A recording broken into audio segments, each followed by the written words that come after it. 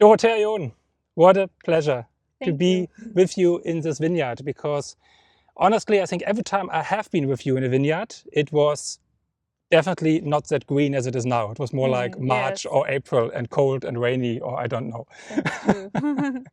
So big pleasure to be here. We are in the Pfalz, right? Your estate is located in Königsbach, in the Exactly. Mittelhart. Yes. And now we are also in a vineyard which belongs to Königsbach. It's the Königsbacher Edict. Yeah. So a Grand Cru vineyard site, and we grow all three grape varieties here: Riesling, Pinot Noir, and Chardonnay. And we are in the middle of a Pinot Noir vineyard, Which looks stunningly beautiful. And we are Yes. going to taste some Pinot Noir later, which I'm very much Exactly. looking forward to. Me But too. Dorothea, before we dive into permaculture, biodynamics, your wine style of the estate, let's start with our introduction questions. So same questions I ask every other winemaker. And you have to decide yourself now if you want to answer them personally, only for yourself, or if you want to answer them on behalf of the Frangione estate, because Yes. you are a true family estate with your father, your mother, your brother, and yourself being full-time involved. Exactly. And so you choose yourself. First question for you. If you would not be a winemaker, what would be the alternative? So if I answer from my point of view, I would have been in the development aid, because I always wanted to change something in the world. When I was young, I really had the feeling that I have to change something and to help other countries with their agriculture, with their food system. And yeah, so I always thought I have to make the world a better place. And many years I believed that I cannot do this in my winery, not in our region, not in Germany, not in Europe. I have to go to Africa or to other third world countries. Yeah, but when I finished school, I realized that I actually can also do a lot in our country, in our region, in my winery, to change the world, even though it's not that much, but everyone can also change something in their surrounding. Yeah. And that is, I mean, now the peaches are just falling down here, so Yes. it means they're ripe, obviously. Exactly. The grapes too. So yes, we have to hurry up. I see, like, also, and again, we will talk about this later with your whole idea about permaculture and the Demeter philosophy. But yeah, maybe that, like, as a bridge to the second question, because most often wineries or winemakers are influenced by like somebody and some philosophy. So if you look at your estate's philosophy today, is there like any experience coming to your mind where you say this really influenced like how you make wine at Frangione? Yes. So I think, well, my father founded the winery in 2003, and before he was working in many different wineries. So he collected already a lot of knowledge at that time. And he was mainly influenced by the wines he had to change the corks in that wineries. So he got the chance to taste many wines from Germany, which are 100, 150 years old, because they had to remove the corks to keep them safe for the next 100 years. And this mainly influenced my father's palate, but also the palate of my mom and my brother and me, because we were always joining him. My brother and me also, as children already, we were always really interested. We always helped in the vineyards with the harvest, and we went down to the cellar and were curious what our father is doing.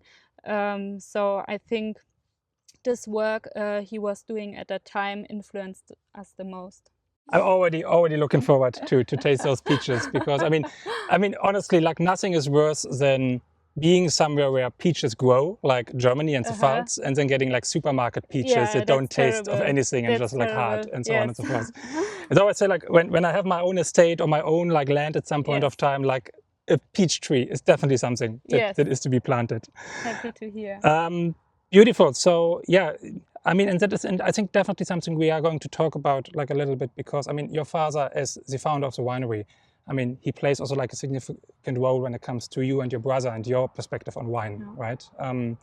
But third question, you and your personality, and this is the mean one, most winemakers think, you and your personality as a bottle of wine. Yeah, I think I made this bottle of wine myself already, because the wine is called Princess on the Berry, related to the fairy tale story Princess on the Pea. In 2020, I was wine princess from the Palatinate region, and it was Corona, so there were not that many appointments. And I thought, I really want to do something where the people will still remind me of that I have something to remember of that time. So I decided to take my first amphora, which I brought the year before. In 2019, I worked in Bordeaux, in Saint-Emilion at Graf Neidberg, in 5 chateaus, and there I brought an amphora with me because our amphora company is located in Bordeaux. And this amphora I took in 2020 then to put a small harvest of Riesling in there. It's limited of 700 bottles. And yes, it's a 100% Riesling, and it was 2 years in the amphora, and yeah, it went on the market last year, and I think it's a very beautiful wine. I even put in each bottle one berry, so there's actually the berry on the below the princess.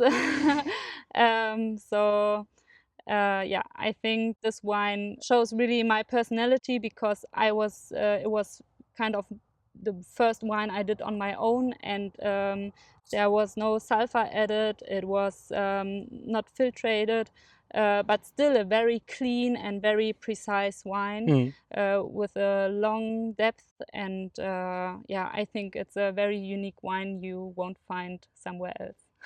Beautiful. And I mean, I can confirm from having it tasted it like once in a while, right? I mean, Thank you. it is a beautiful wine, definitely, and I definitely can see some similarities. So I hope you bring it to Copenhagen. I mean, depending on who's coming to Copenhagen, you still are debating if your parents get the tour again, or now it's like your and Sebastian's turn, but we will see. Exactly. Last question for the introduction round. I mean, we talked already about that you are Demeter certified estate, you are part of Slow Food, you are part of the Renaissance de l'Appellation around Nicolas Joly. So biodynamics, permaculture is deep at your heart. But without going into the technicalities, if I say nature, what kinds of associations and thoughts do you have that immediately come up in your head? Yeah, so nature to me is being outside in the vineyard, where it's calm, where I only might hear the birds singing, and where I can grow my vineyards, the vines, how I want to have them. So in the most natural way. We do not produce natural wine, because in nature there is no natural wine. There's just yeah, you need a human, the winemaker, to produce wine. So I think you have to separate that. But to me, nature means that I can just work how I want with the vines, and that they can grow how they want, and not that I put too much effort, or not too much yeah, change, or like yeah, you don't want to touch the process too much, right? Yes, and I want to keep the vines very healthy, so that they can last at least for 100-150 years. So therefore I also do the soft pruning method. So I put a lot of work into it, that it can grow naturally. Wonderful. With those words, can you try to briefly introduce the Frangione estate to us? I mean, we heard already a lot, but just as a quick summary. So as I've said already, my father founded the winery in 2003 with my mother. We didn't buy a winery, but we bought a very very historical place. It is the house is from 1604, so over 400 years old, and it was built by the Earls of Hirschhorn, which had their main house close to the Neckar, to the river Neckar, but they founded that house as a Schaffnei, we call it in German. So they stored the tax in there. In the past, you also had to pay tax, but not by money, but in wine or corn or whatsoever, exactly, right? in products the people produced around. So therefore, that's also the reason why we have such a beautiful cellar. And that's also the reason why my parents have chosen that place. So yeah, we started very little with just 1 barrel for Riesling and 1 barrel for Pinot Noir, that's it. And we grew year by year very, very slowly until 2020. Until that time, we had maximum 3 hectares. And then we got many opportunities to finally get more vineyards. We wanted to grow a little bit more before that, but it was impossible. At that time, it was really hard to get a vineyard. And yeah, so then we got offered many different vineyards from colleagues, many beautiful vineyard sites like the Edic where we stand now. And we tripled our size in 2 years. So it was a very unhealthy growth, a very unnatural growth. And yeah, so, but we took the chance and we said, okay, the next years will be really, really hard. But my brother and I, we went home from university and said, we want to do it. We want to make every step even better. And this is our future. So that was a huge change to us. And to come back to our philosophy, everything what we harvest, all the grapes are harvested by hand. They're picked by hand. We only plant Marsal selection, so there are no clones in the vineyard. And then everything is fermented spontaneously in the cellar. So no added yeast. Everything makes also a malolactic fermentation. And all our wines are made in wooden barrels or in amphora and are stored on the full lease for a long time. The Riesling for 1 year and the Pinot Noir up to 2 years and the Chardonnay as well.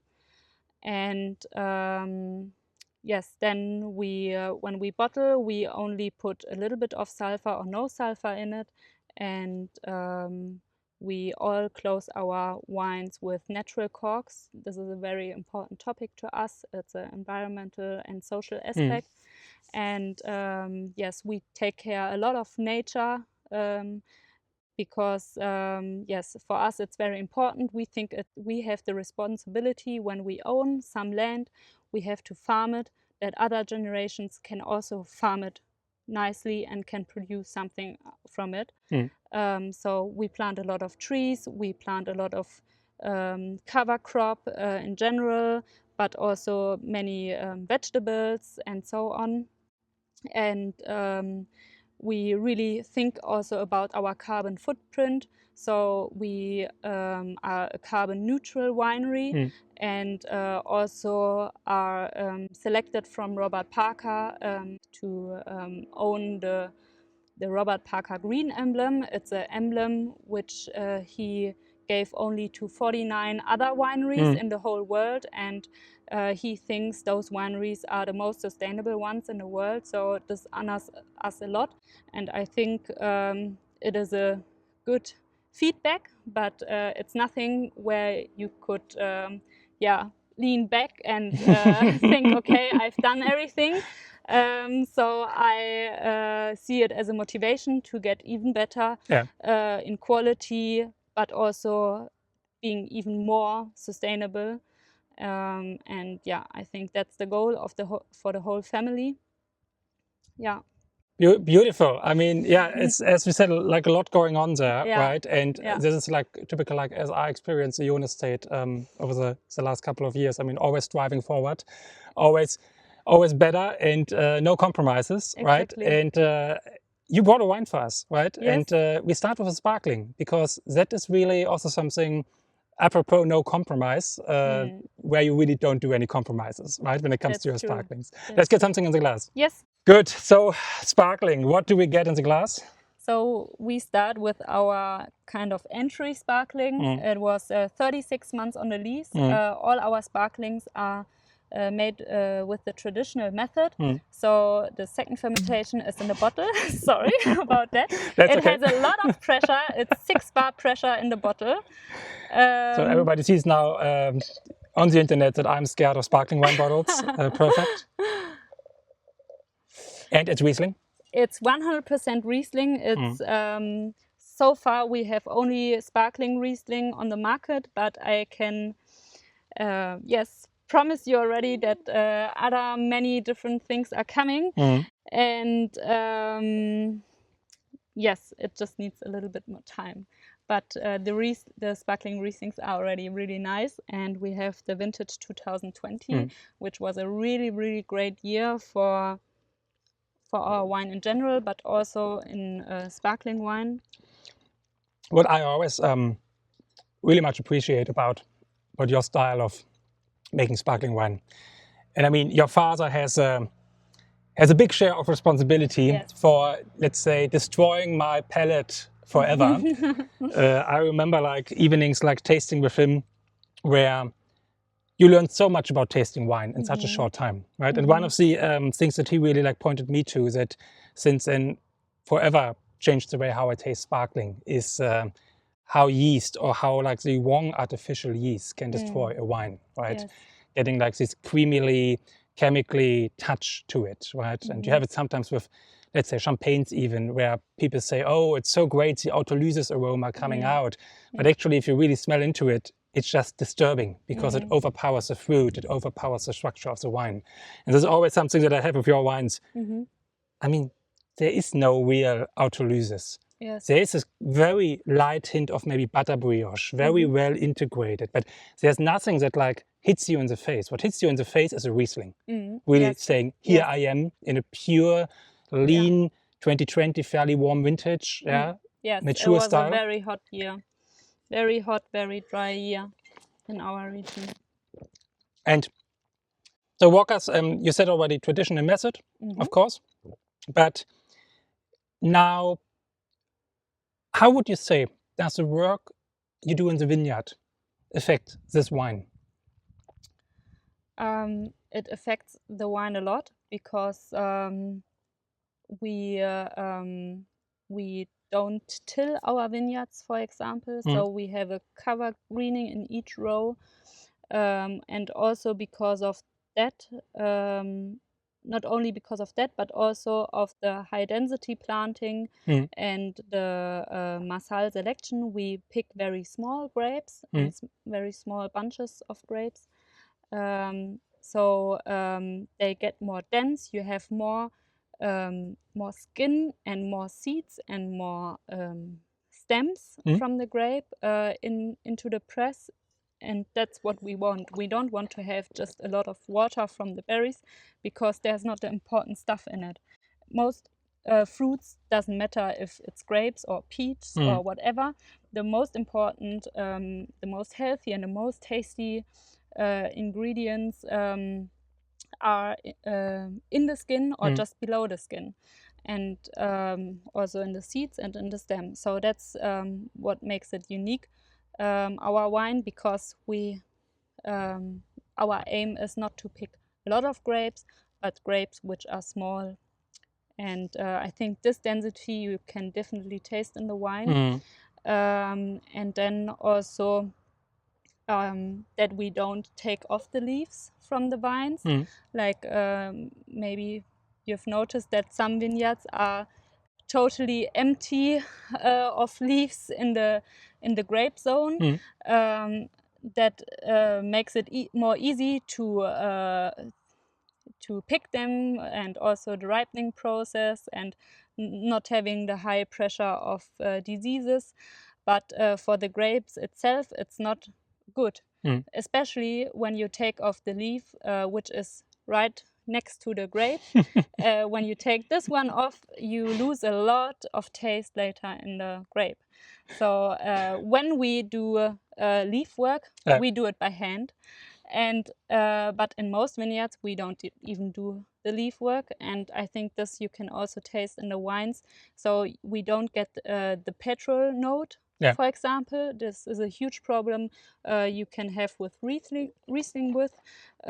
So I think all our wines, or I'm sure all our wines, have no petrol note, and I believe in the work we do that it pays off later in the taste. I just can say that I just a couple of weeks ago was eating at a restaurant in Danzig in Poland, Gdansk, where I had your 2020 Riesling, which by accident was on the menu there.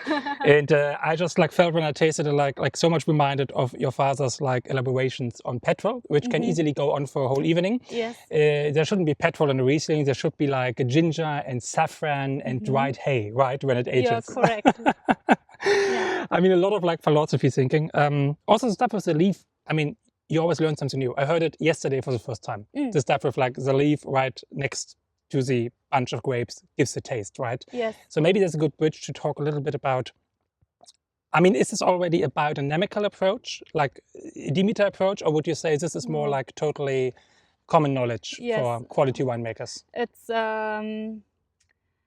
organic and also biodynamic are aspects on how you what you are spraying, and then there are also many recommendations what the winemaker should do, and but so precise things like these, not taking away the leaves, high density planting, massal selection, no clones, even taking natural yeast, not additive yeast. These are all aspects the winemaker can choose itself in the end.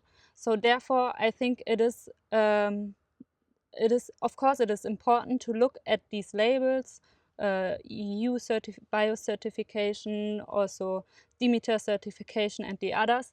But I think every consumer should also have a look what the winemaker is really doing, because on top the winemaker can do a lot.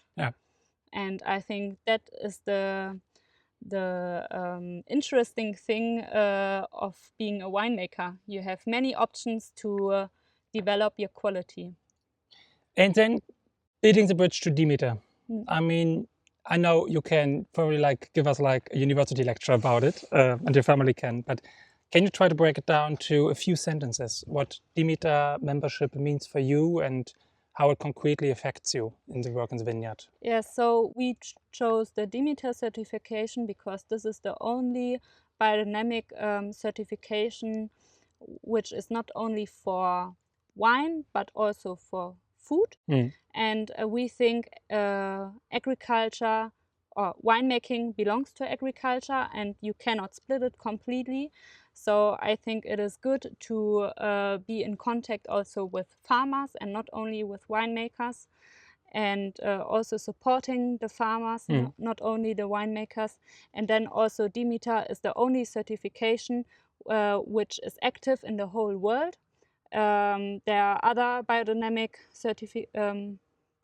certification options, but these ones, they are maybe active in France or Germany or maybe in whole Europe, but not in the whole world. And this is also very important to us to think very open-minded and very international. So yeah, that was very important to us, and therefore we chose Demeter. And we farm already since the first year biodynamic, and this means everything to us. So we really we don't only work like this in the vineyard. Our whole life is made out of biodynamic. So we really take care of what products we are buying, how our lifestyle is, if we go by car or if we go by bike. I think there are many steps besides only the spraying component. So yes, I would say I'm biodynamic inside and out. I want to say you never eat bad food quality at the Jun family. I rather starve than eating food which is not farmed at least organic. Yeah. I can totally understand that and love that like consequence in that, right? And then of course, I mean, some things that are like extremely important to you is like to break it, make it down. Also hummus and building up of hummus. This is really something you invested a lot of energy in, right? Greening, really a lot. Worms are probably one of your favorite animals, I can imagine, right? Yes. My nephew, he was able to say Regenwurm, so the worms we find in our soil, before any other child. So I think we all raised up in a very natural way and in a very maybe old-fashioned, but it's also, I think biodynamic is not old-fashioned, it's also a hype, but also something maybe which reconnects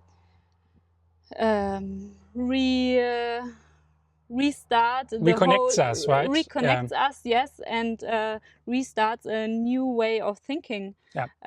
Because that's the only way, I think, how we can survive the next years.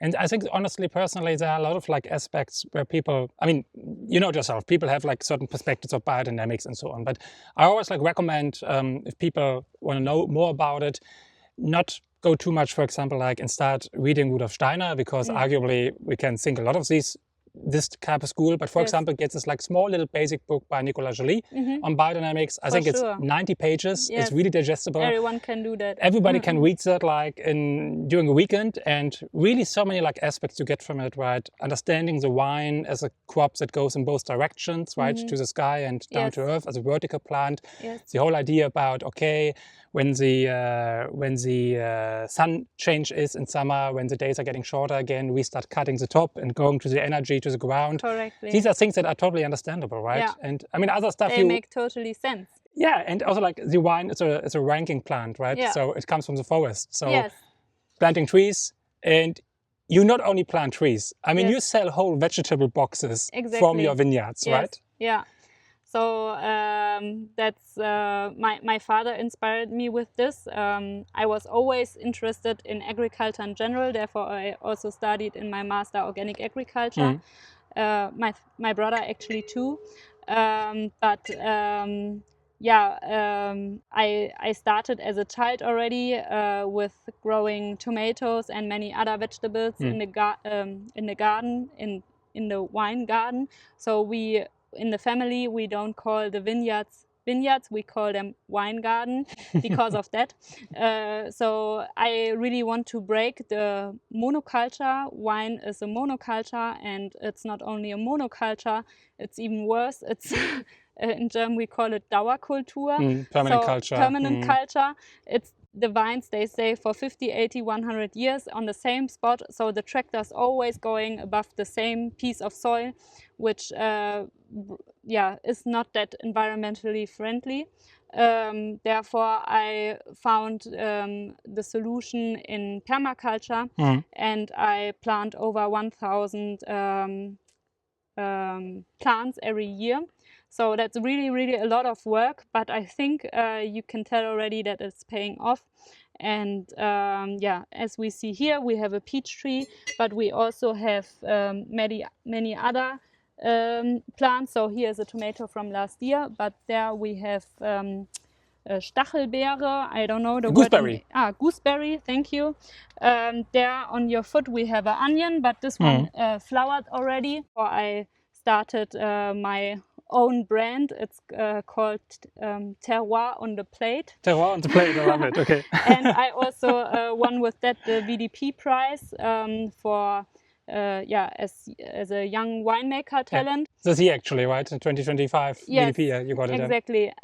So I think I'm the people hear me, and I want to spread this message now even more.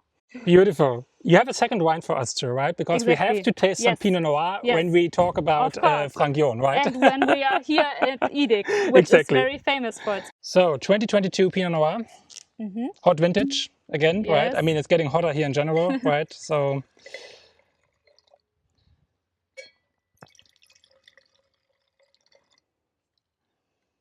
well, that is clearly unfiltered. It is, but we took off the yeast very fine, so I think it's very balanced.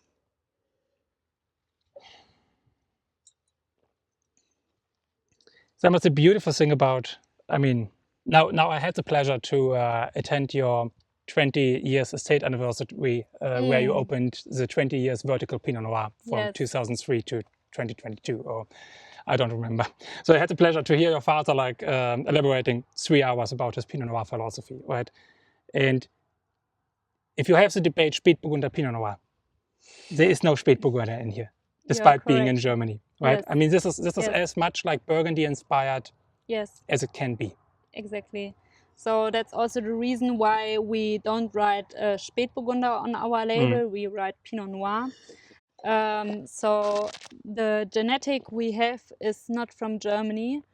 It's the Pinot Noir from Burgundy, and it's one of the most beautiful vineyard sites there. And you can tell on the bunches now that they are very little. They are very loose. So the amount of grapes we pick is very low. Even though we have a high density planting, people think, if you plant many vines per hectare, you also get a better crop. But that's not true. Because of the concurrence, we get a less amount. So, but that's what we want.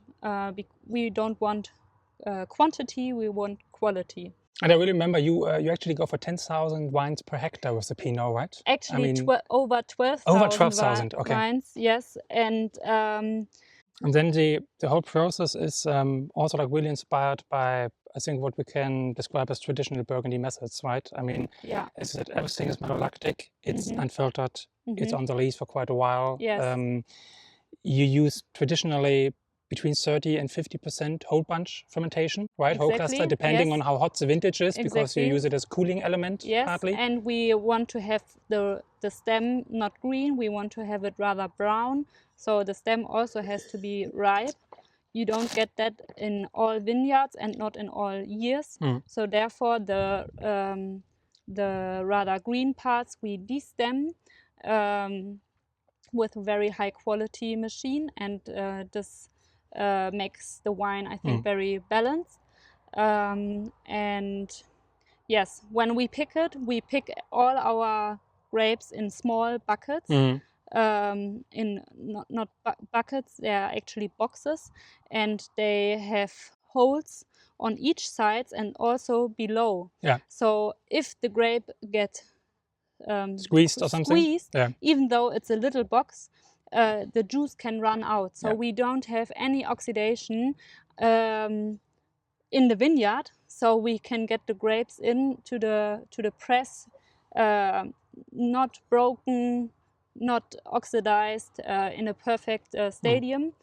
And then we, some grapes are destemmed, some are not, and then it goes to the big wooden fermentation tank, and there it stays for around 3 weeks, 4 weeks, until the fermentation is over, and then we press it. Therefore it has such a nice color, because all the color of the Pinot Noir is in the skin. So it needs the extraction with the alcohol, and then it goes to small barrels. They are tonneaus, 500-liter barrels.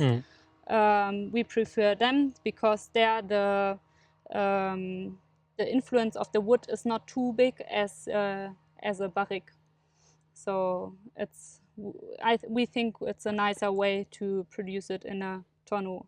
So a lot of care, very gentle handling of the Pinot. And I mean, what I find especially impressive here is like for 2022 vintage, where everybody complained how hot it was, right? I mean, it's fresh, it's alive, great acidity structure, really nice tannin structure. Yeah? So the whole bunch-like element really brings in some structure and backbone there.